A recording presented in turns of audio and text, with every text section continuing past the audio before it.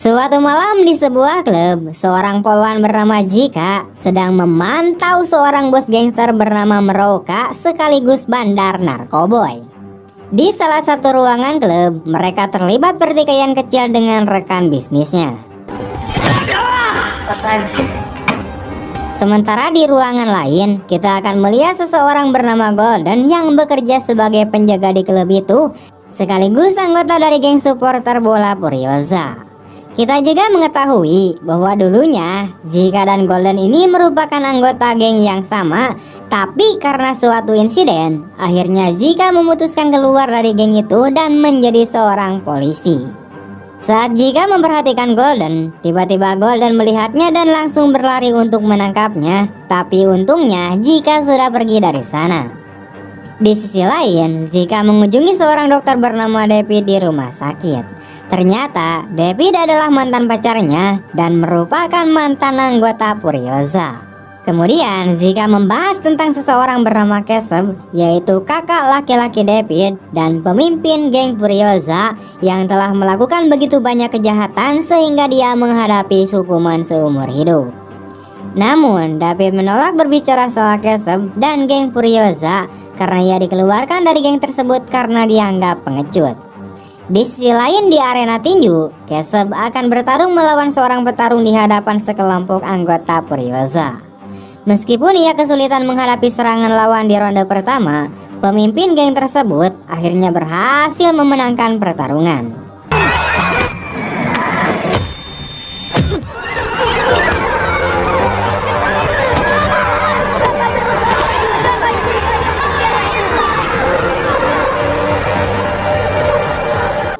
Saat itulah David datang ke arena tinju untuk memberitahunya tentang polisi yang mencarinya. Namun setelah melihat keadaan arena dan Keseb yang baru saja memenangkan pertarungan, David mengurungkan niatnya untuk memberitahu sang kakak. Di kantor polisi, Zika dan kepala polisi yaitu bernama Thomas memiliki misi rahasia untuk menangkap Meroka dan Polanski, yaitu dua bos gangster pengedar narkoba yang memiliki pengaruh besar di Polandia. Percakapan dengan Thomas mengungkapkan alasan sebenarnya mengapa Zika menjadi seorang polwan.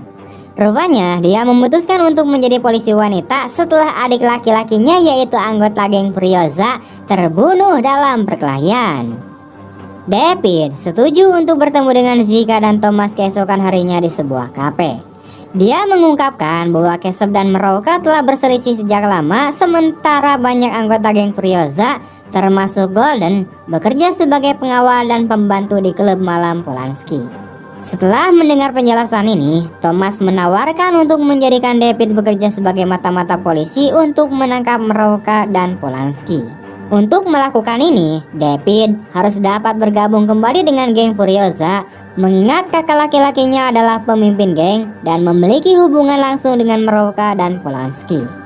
Thomas mencoba meyakinkan David bahwa jika dia setuju menjadi mata-mata, maka semua catatan kriminal Keseb akan dihapus sehingga dia terhindar dari ancaman hukuman penjara seumur hidup. David tampak enggan menerima tawaran tersebut dan Zika mencoba mengaruhinya dengan menyebutkan keluarga Keseb yang tentu saja tidak ingin kehilangan ayah dan suami mereka. David masih enggan menerima tawaran itu, namun ia akhirnya memutuskan untuk pergi ke rumah Keseb. Suasana di tempat Keseb begitu hangat, terutama saat mereka makan malam bersama istri dan putri tunggal Keseb, yaitu bernama Suzy dan Camilla. Saat sedang makan malam dan bercanda, Golden tiba-tiba datang dan langsung menyapa keluarga Keseb dengan ramah, padahal dia jelas-jelas terlihat punya masalah dengan David. Kehangatan dan kedekatan keluarga membuat David bertekad untuk bekerja sama dengan pihak kepolisian. Keesokan harinya, sekelompok polisi yang dipimpin Zika melakukan pengintaian terhadap komplotan Furiosa setelah mendapatkan bantuan dari David. Di sisi lain, David mengikuti Golden untuk meminta agar dia masuk kembali ke geng, meskipun permintaannya langsung ditentang oleh Golden dan anggota Furiosa lainnya. Mereka tidak bisa berbuat apa-apa karena keputusan untuk menerimanya kembali ke dalam geng ada di tangan pemimpinnya yaitu Keseb. Kembali ke polisi, pengawasan mereka tidak sia-sia sampai mereka akhirnya berhasil menangkap komplotan Furiosa. Namun saat mereka hendak menghentikan sebuah bus yang biasa digunakan oleh para anggota Furiosa, ternyata di dalam bus tersebut tidak ada seorang pun kecuali patung-patung yang sengaja ditaruh untuk mengelabui mereka. Furiosa rupanya sudah tahu bahwa polisi sedang menguntit dan mengikuti mereka saat itu. Zika kemudian mencoba menghubungi David, namun ia sedang bersama anggota Furiosa lainnya dan melepas monitor komunikasi yang diberikan sebelumnya. Geng Furiosa rupanya datang ke arena di tepi hutan pinus untuk bertarung dengan geng Meroka. Di sisi lain, Kesep melihat kehadiran Devi dan segera memarahi adiknya karena mengira dia datang untuk mempermalukannya. Tidak lama setelah itu, gerombolan Meroka datang dengan jumlah anggota yang lebih banyak lagi dan Golden mengusulkan agar mereka bertarung dengan senjata, yang hal itu ditolak Kesep karena akan merusak nama baik Furiosa. Kesep sebenarnya memperkuat dan menyemangati anggota Furiosa meskipun geng Meroka tidak pernah kalah dalam perkelahian. Pertarungan antara dua geng pun akhirnya dimulai.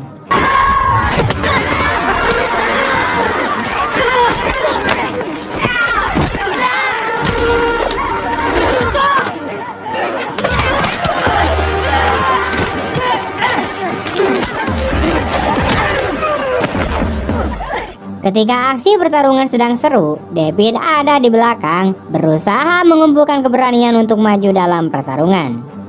Meskipun kalah jumlah, geng Furiosa akhirnya memenangkan pertarungan.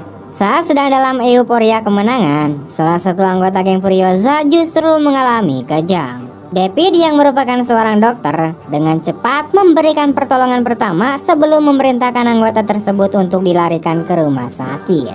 Aksi tangkap David untuk menyelamatkan nyawa anggota Furiosa membuat Kesep luluh lantah hingga akhirnya ia mengumumkan bahwa David resmi diterima kembali menjadi bagian dari geng tersebut.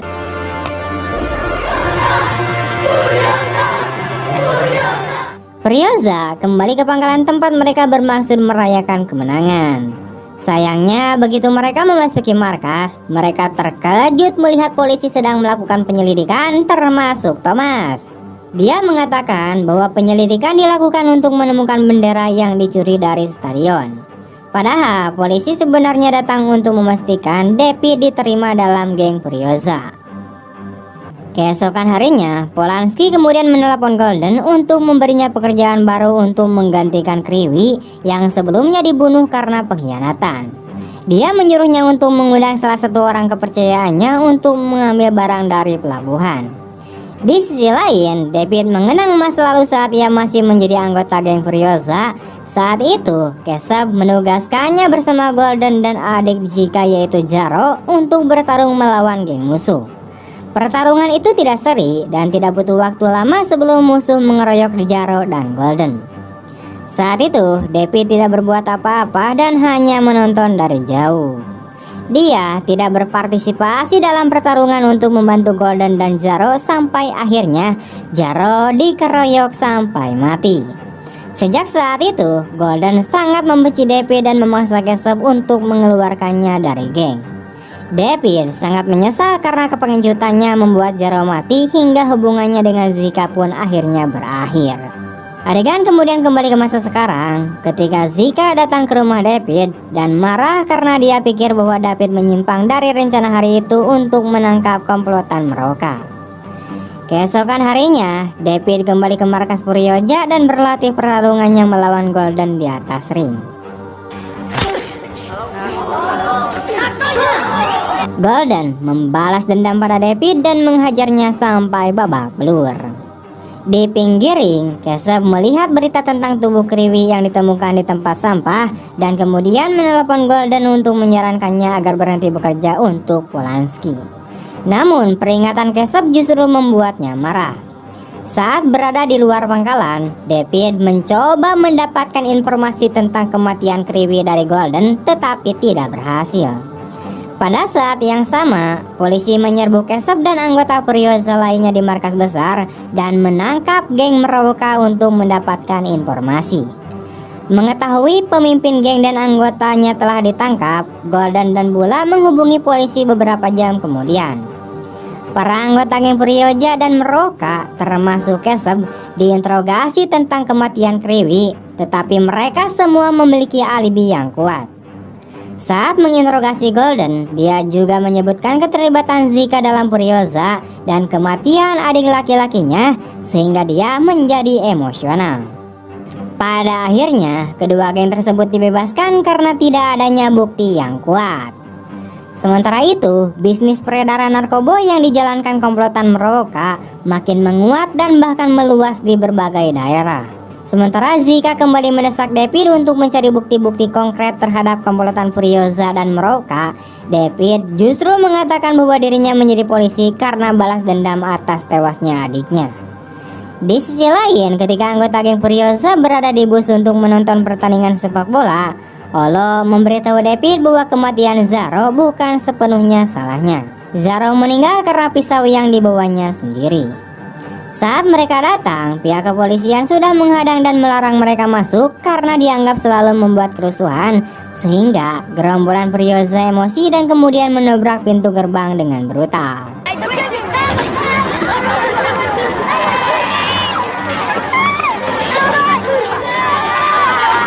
Adegan kemudian beralih ke Meroka yang memotong tangan salah satu bawahannya bernama John setelah ketahuan menjual informasi ke polisi.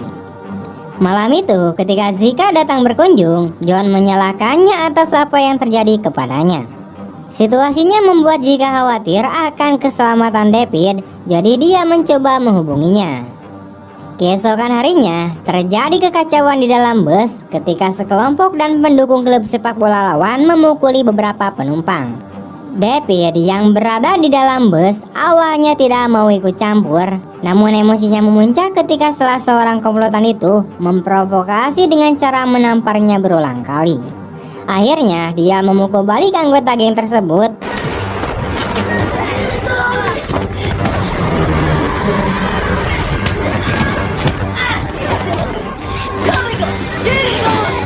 Dan saat itulah anggota Purioza yang lain masuk ke dalam bus dan memukuli mereka dengan keras. Rupanya David sengaja berada di bus untuk memata-matai geng musuh. Tindakan berani David mendapatkan pujian dari anggota geng Purioza, termasuk Golden dan Keseb yang bangga bahwa dirinya telah berubah dari 10 tahun yang lalu dan kini menjadi sangat garang. Golden mulai melaksanakan tugas dari Polanski dan mengambil barang dari pelabuhan untuk dikirim ke percetakan. Tanpa sepengetahuan mereka, saat itu polisi telah melakukan penggerebekan dan pemeriksaan di percetakan tersebut. Untungnya, Keseb memperhatikan tindakan polisi yang menghentikan mobil Golden sebelum memasuki percetakan. Ketika Polanski mengetahui tentang insiden tersebut, dia menyalahkan Golden karena bersikap ceroboh dan tidak pandai melihat situasi. Di sisi lain, Polanski berterima kasih kepada Keseb. Namun, Keseb mengatakan kepada Polanski bahwa anggota Purioza tidak akan lagi bekerja untuknya.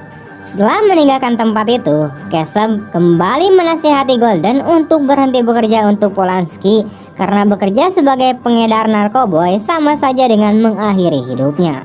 Rupanya, Zika membocorkan informasi tentang penggerebekan percetakan kepada Keseb tanpa sepengetahuan Thomas untuk melindungi geng Purioza. Kemudian dia memanggil David ke kantor polisi dan membawanya ke ruang interogasi. Namun tidak lama setelah Zika berbicara dengan David, Thomas masuk ke dalam ruangan dan memintanya untuk keluar. Setelah tinggal sendirian dengan David, Thomas menunjukkan semua bukti kejahatan Keseb dan memintanya untuk segera mengungkap bisnis narkoba Polanski dan Meroka. Sementara itu di markas Purioza, Keseb mengumpulkan para anggota dan meminta mereka pergi jika mereka masih ingin bekerja untuk Polanski. Namun, tidak ada satupun anggota Purioza yang keluar, termasuk Golden. Sayangnya di kantor polisi, David mengungkapkan bahwa Golden bekerja untuk Polanski untuk mengambil narkoboy. Jadi Thomas memberi David 1 minggu untuk mengumpulkan bukti jika dia tidak ingin Keseb masuk penjara.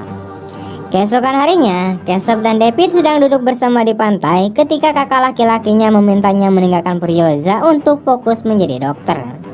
Keseb kemudian mengatakan dia akan mempertahankan Purioza dan tetap menjadi pemimpin demi anggota yang telah bergabung dengan geng tersebut sejak kecil. Saat itulah David akhirnya dengan jujur mengungkapkan bahwa dia telah menjadi informan polisi untuk melindunginya. Casey kecewa karena dia telah mempercayainya dan bahkan mengizinkannya bergabung dengan Furiosa. Malam itu sekelompok orang mengeroyok Casey hingga ia terluka parah.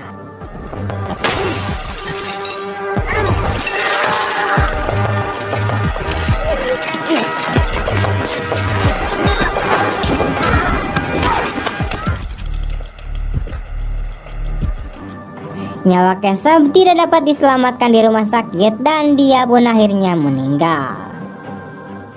Anggota geng Furiosa sangat berduka cita atas meninggalnya Casey dan Golden mengatakan bahwa pelaku pemukulan tersebut adalah geng Moroka. Mereka merencanakan misi balas dendam, tetapi Golden tidak setuju dengan rencana tersebut karena Furiosa akan kalah jumlah oleh geng Moroka. Untuk melampiaskan amarahnya, Golden memukuli dua anggota geng Moroka yang berhasil mereka sandra.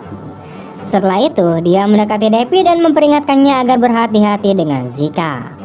David kemudian mengatakan kepada Zika bahwa dia telah melanggar kesepakatan dengan polisi untuk menjadi mata-mata di waktu yang berbeda karena Casey telah meninggal. Dia kemudian mengatakan bahwa fokusnya adalah pada balas dendam Casey terhadap geng Moroka. Di markas Furiosa, Golden berhasil menangkap Polanski dan dua kaki tangannya untuk memaksa mereka menandatangani perjanjian transfer bisnis dengan geng Furiosa.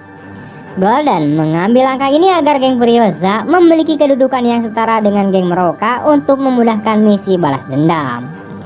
Pada awalnya, Polanski menolak permintaan Golden, tetapi ia terpaksa menerimanya setelah Golden mengancam akan menyakiti cucunya.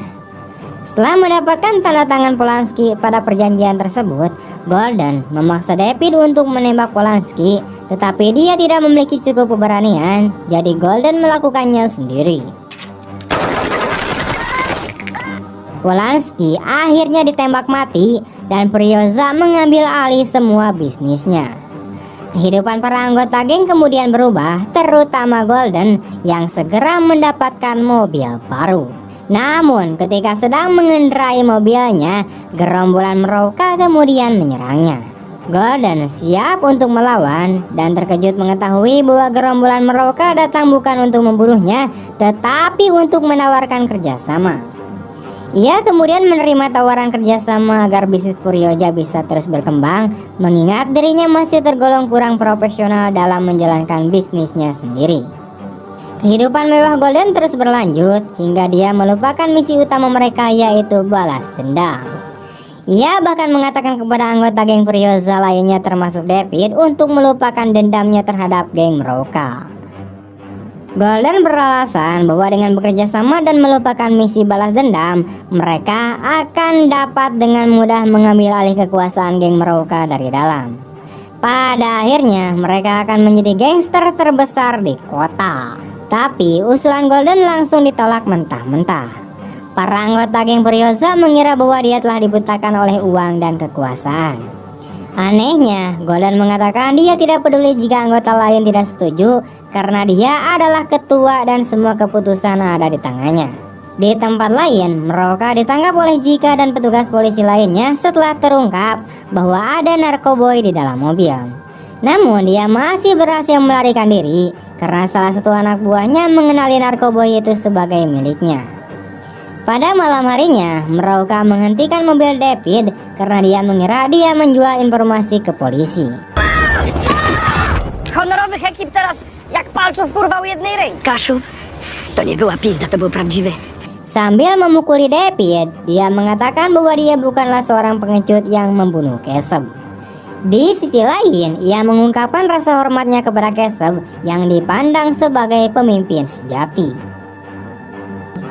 Gagal menangkap Moroka, polisi menggerebek Golden di rumahnya. Saat Golden hendak melarikan diri, Zika berhasil menangkapnya.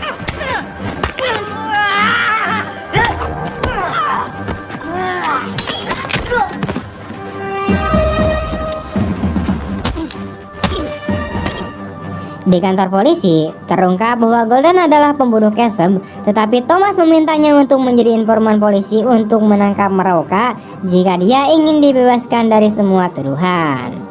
Zika yang mendengar hal itu merasa kecewa dan menceritakan kepada Thomas mengapa dia ingin membuat kesepakatan dengan seorang pembunuh. Setelah menerima tawaran Thomas, Golden membocorkan seluruh kegiatan dari bisnis Miroka, mulai dari produksi hingga distribusi dan penyelundupan narkoboy. Berkat keterangan Golden, polisi berhasil menyita barang selundupan milik Miroka dari pelabuhan. Sayangnya, Miroka tidak datang ke pelabuhan untuk mengambil barang-barang tersebut setelah pengacaranya memberitahunya tentang pengkhianatan Golden. Polisi sekali lagi gagal untuk menangkapnya. Tak lama kemudian, Zika pun datang ke markas Furiosa dan memperlihatkan rekaman CCTV yang menjadi bukti pembunuhan Kesub oleh Golden. David memaksa anggota geng lainnya untuk mengaku jika mereka terlibat dalam pembunuhan tersebut. Saat itulah John mengatakan bahwa dia mengetahui bahwa Golden sedang berhubungan dengan anggota komplotan lainnya bernama Dinamo. Anggota geng Furiosa mencari Golden di sebuah klub malam dan David menantangnya untuk berduel 1 lawan 1.